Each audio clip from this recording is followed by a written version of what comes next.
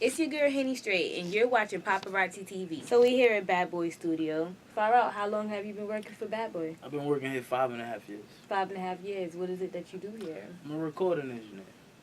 So can you tell us what it is that a recording engineer does? Well, we work with all the artists. So when the artist comes to the studio, they're going to be recording whatever they're laying down, whether they're song, background vocals, anything that has to be captured. That's our job, you know, and we have to make sure the vocals sound right. We add to the instruments in terms of after a producer produces a record, we have to make sure all the frequencies in these instruments blend well. So when you hear it, you know, and when it's on your radio and you're driving home, you don't crash your car, you know, because the music sounds so bad, you know. So we actually do a lot of the organization for the artist, you know. It's like if an artist is working on an album for maybe 6 months, we have to organize maybe all these songs. They might work on 60 records to give you 10 songs of a complete album, you know. So we're kind of like the organizers, you know, aid to the artist, you know. We kind of organize the madness that they see in their head that becomes a masterpiece. You know? So That's very interesting. What artists have you worked with? wow. I've worked here, as I said, you know, for 5.5 years, and you know, anybody that you could name, you know, maybe 85% of the industry has, you know, came through these doors, you know, to work. This is the legendary studio, you know, of Sean Combs, Puff Daddy, you know, Bad Boy, you know, Biggie recorded Ready to Die, Life After Death, you know, in these very, you know, halls, you know. So I would say a lot of artists that I got to work with first was, you know, the late great Heavy D, you know, and he actually did his last album here at Bad Boy, you know, and like I became like, you know, I started out as a fan, you know, listening to his music to becoming a friend of his, you know, and it like kind of tripped me out. I'm like, wow, I'm like cool with Heavy D, you know, like it was kind of crazy, you know, but he showed me a lot, you know, in terms of the process of putting together records, you know, but like as well as Heavy D. Of course, Sean Combs, Nicki Minaj did her first album here. You know, I worked with Little C's, I worked with Little Kim. There's another thing to trip because, you know, Biggie was one of my favorite artists. You know? So the list goes on. You know, I worked with Little Kim, I worked with French Montana, I worked with Bobby Smurda. You know, I worked with Daddy Yankee. You know, I worked with, you know, wow, and I say it in a humble way. You know, because I'm just, you know, looking at myself like a fly on the wall, like, wow, I'm really working with this person. And people respect these people because you like their music. But me being an engineer, I get to see how long they work on that music for you to like it, you know? So I respect them more. Like, this person's putting 20, 30 hours in 5 days a week to give you an album. You know, something that you're going to hear in 30 minutes. So, you know, I respect that as an engineer, you know? But I work with a lot of others, you know? I work with Ja Rule, work with Mike Epps, you know, I work with Uncle Murder, you know, like, but, you know, like I said, a lot of these people, you know, put in the work, you know, so I'm more fascinated with a person that can commit so much time to one thing, you know, and that makes somebody successful, you know, that's what I think. So what artists haven't you worked with that you would like to get a chance to work with? I haven't worked with Kanye, you know what I'm saying? I would love to work with Ye, you know, just because, like, I work with, you know, talented producers and singers like Mario Winans, you know, and I would see him, you know, as you see in the studio here, we got the keyboards, everything's set up. It's like a science project over there, everything's patched, you know, a lot of lights going on. People don't know what all these things do. But as an engineer, we kind of like, you know, put all these things together, right? So just think if you have 15 tracks, you know, here. One track could be a vocal, you know. The other track could be a guitar, you know. This could be a bass, this could be a snare, this could be a hi-hat, right? So we have to blend all these things. Some things might have to be down maybe this much, a little lower. Some things got to be a little louder so you hear it. You might have to pan some things. Some things got to be left or right. So all these little knobs help us create that magic. So when you hear the song, like, and you love it the first time and you love it every time you hear it, you know. So the artist can record the song, they go home. They might say, yo, I want it to sound like this. They go home in 2-3 days or whatever the deadline is. You have to have it sounding like that, you know. And we, you know, all these things in the studio give us the tools to do it, you know. So working with, you know, producers that, you know, really wanna challenge their craft, you know. I would love to work with somebody like Kanye because like he always reinvents himself from album to album, you know. So like that's one artist I would love to work with. But you know, aside from him, you know, of course. Jay Electronica, you know, and which is crazy, and not to hold you too much on the answer.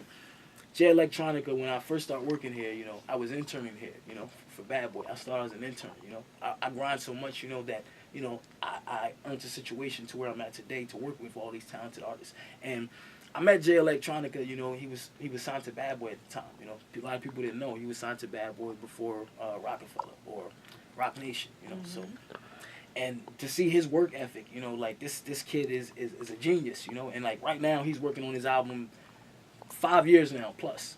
He still hasn't put an album out yet. He's been signed to, you know, big artists. People are waiting. The world's waiting on this kid, you know. But like, I see his work ethic. I seen him do 35 songs in 4 days. Work ethic, you know. So like, 2 artists. I don't have a long list, you know. Those are 2 guys I would love to work with. They're talented. So, being that you work with a lot of major artists and independent artists, what's the difference between the two? Well, I would say the work ethic, you know, the work ethic, you know. Like, I take an artist, you know, like French Montana, right? Now, at one time, French Montana was an independent artist, you know? Like, and I rock with French's work ethic, right? Because a person could say, oh, well, this person didn't put in this kind of work, or he's not this kind of artist. But when he was signed to Bad Boy, when he first got signed, I was one of the engineers working on his project. And, you know, I watched him do 5 songs in one night. So I would say what separates an independent artist and a major artist is the work ethic. At one time, he was an independent artist. Then he became a major. What got him a major was the work ethic. I'm going to keep doing songs until they notice me. That's what it is. A lot of artists do one or 2 records and they think, I need to get $2 million. You know, that's cheating the work, you know, simple. So, are you saying that your work ethic is a lot stronger when you are independent artists? No. I would say that what separates the independent from the major is the work ethic. You know what I'm saying? You're going to always stay independent if you put in that 50%, that 20%. But most people look at a major artist and they say, how did they make it? They'll judge that one song. Yo, I can make a song better than that. I should be more famous than him. He might have did 50 songs to get that one record. I'm the engineer that works with these different artists, independent or major, that say, yo, I'm going to work on 50 songs till I get that one record that they love. You don't know what's that one record going to be.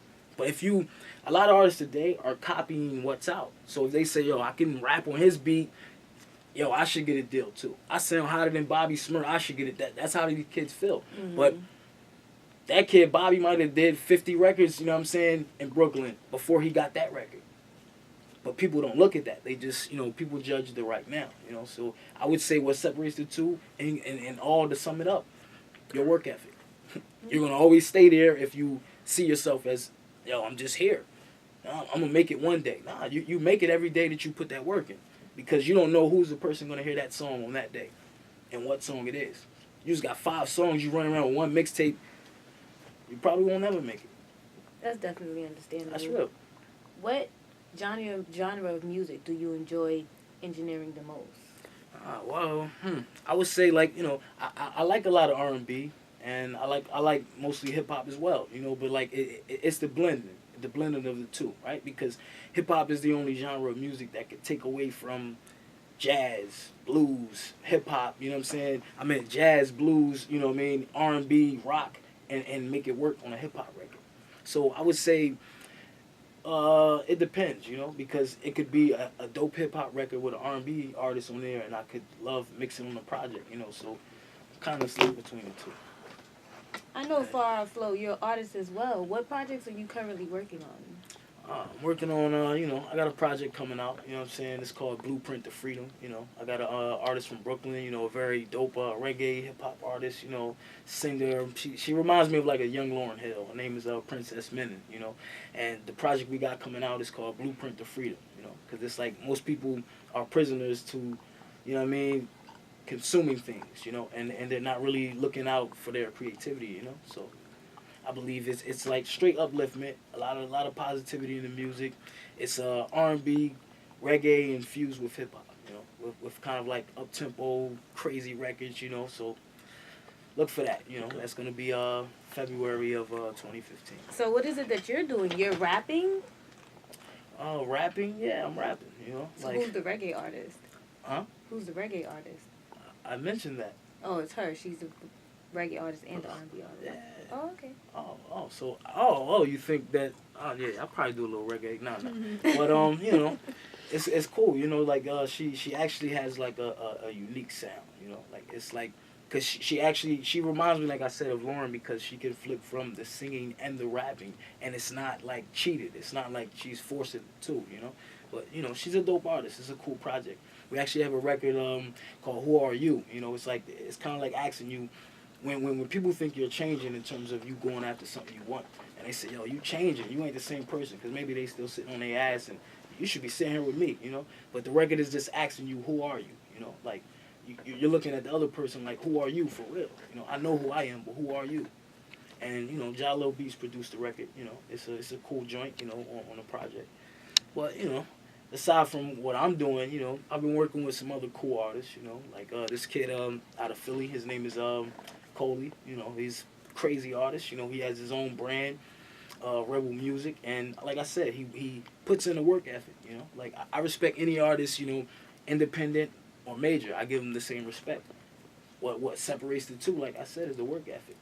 I've worked with independent artists that have the mindset, you know, when it appears that way, I'm going to be the next biggest thing, and then I work with them over a period of time, and I see they don't put the work in, they don't commit the studio hours to actually finish the record, and it sounds like crap, and then why am I not signed? And these two songs should have been a hit, you know, like, but it's like at the end of the day, if you're lazy, you know, like you're going to stay exactly where you at. Simple. I see the work ethic is very important to you. So, like, what is your goals in the music industry? Like, where do you see your career? Like, what are your long-term goals? My long-term goals, you know, they're kind of happening as we're going, you know. Like, I don't look at it as a long-term or short-term. I just look at it as a lifestyle. You can't have, like, if you just have goals, like, you just look at it like a game, right? You just say, all right, I'm going to score 50 touchdowns. After that, what else? If you give yourself no goals and you just change it and make it your lifestyle, it just flows natural, you know. So it's kind of FarOutFlow. When I say I go far out for what it is that I see, right? Most people can't see what they want to be, so the shit is hard. It's hard. You can look at somebody else like, yo, I should be that. I should have on her shoes. I should have on his tie. But at the end of the day, if you don't do the work, they're not gonna, you know what I mean? They're not gonna notice you. You can fake a few times till you get, you know, here and there, but you're never gonna make it to Z if you know what I mean, not putting in the work. I definitely respect that answer. Yeah, that's in all facets and all career moves. You know, you could be a teacher if you don't actually teach kids. You know, some people get a check, but you know, you get what I'm saying. Any job or profession that you're in, you have to actually do the work. And you enjoy the work, you know, because I believe that's what success is. Success is doing the hard work that other people don't want to do. How would you like the public to see you? Like, how you want your fans, your listeners to view you as an artist? Engineer, everything that you do. Well, I would want them to see me as, like, you know, a genuine person, right? Giving a genuine expression, right? And if my expression gives you a feeling, you know, positive, negative, you know, it's something to question. It's something to look at and say, well, maybe if he can express himself in that way and I can relate this way, let me find what it is that I do that I can express myself. You know, most people, they don't really look into themselves. Like, we're all created one person different. It's never going to be another you, another me. You know, one time. Two twins aren't the same person. You feel me? So, like, I believe that a person has to really look into themselves and say, what it is that I do, dope as hell, that I could actually, you know, give to the earth. Like, that's what we all here for.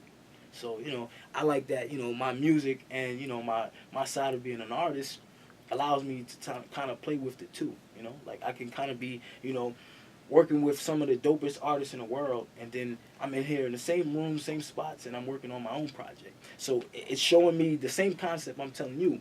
It's no different from a major artist and an independent artist, you know. So I look at, like, I'm still putting out my expression just like them. It's no different, right? Because you could sell 10 million records, I could sell 5, and the emotion, I might get more emotion from my record than you in terms of the people.